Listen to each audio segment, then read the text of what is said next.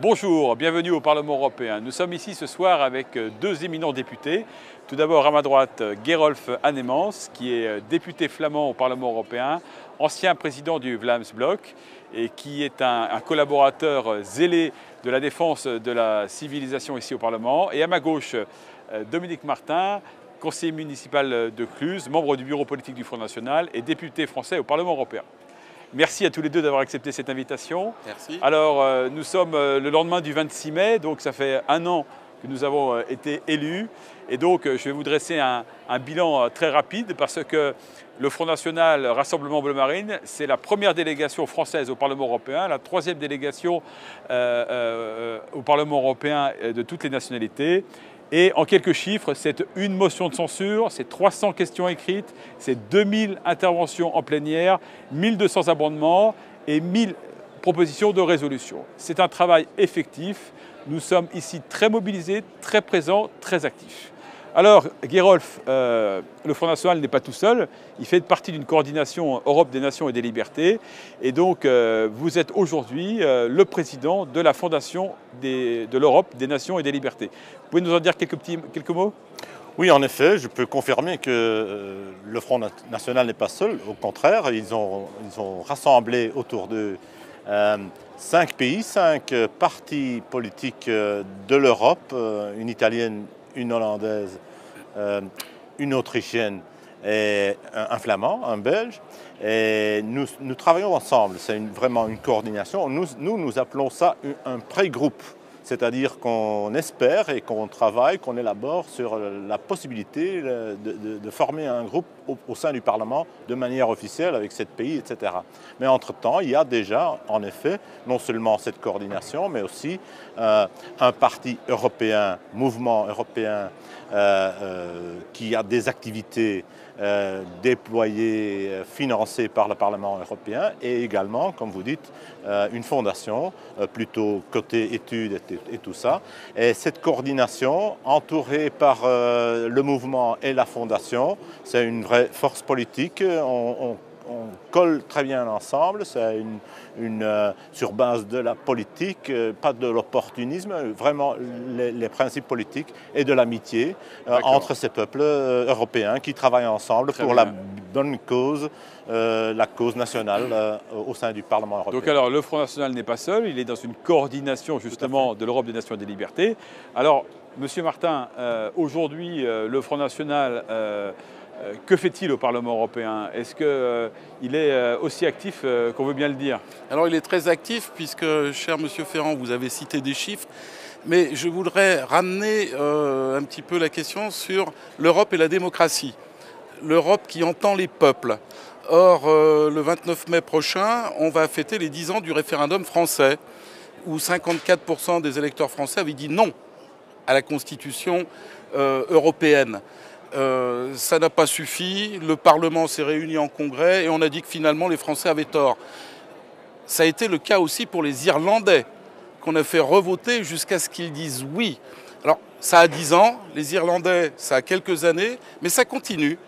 Cette machine européenne qui, au nom de la démocratie, prétend vouloir partager les richesses, qui est en fait une machine à broyer les peuples et qui s'assoit sur la vie des peuples, au mois de mai 2015, j'ai ici le document, explique dans un projet d'avis qui vient devant la commission emploi, suite à la votation en Suisse en février 2014, où les Suisses ne sont pas membres de la CE, mais de la EEE, Espace économique européen. Ils ont fait une votation, ces Suisses, pour mettre des quotas à l'immigration. Eh bien, que demande l'Europe ? Ça se passe au mois de mai. Prends note du résultat de l'initiative populaire du 9 février 2014. Demande cependant, écoutez bien, demande cependant à l'Union européenne de rester ferme sur le respect du principe fondamental de la libre circulation des personnes afin que la Suisse continue d'accorder des conditions d'accueil privilégiées aux travailleurs et aux entreprises de l'Union. Conclusion, comme en France, comme en Irlande, comme toujours en Suisse, l'Europe est une machine à broyer les peuples et s'assoit systématiquement sur l'autodétermination des peuples, à 10 ans Dans 2 jours, le 29 mai, nous allons fêter les 10 ans de ce désastre. L'Europe continue. Alors justement, cher Gerolf, le 29 mai, nous allons justement fêter les 10 ans du non au traité constitutionnel. Alors, à Paris, nous organisons donc un colloque où vous aurez l'occasion de prendre la parole. Mais ce colloque, 10 ans après, ça veut dire quoi? C'est bien de marquer ce moment, puisque non seulement l'Irlande et la France, mais aussi les Pays-Bas ont voté non et ils ont reçu un oui. En Flandre, notamment en Belgique, on n'a jamais eu un référendum, ils n'ont même pas risqué d'avoir un référendum. En général, l'Europe, ce n'est pas la démocratie. Juste un ajout, juste une correction.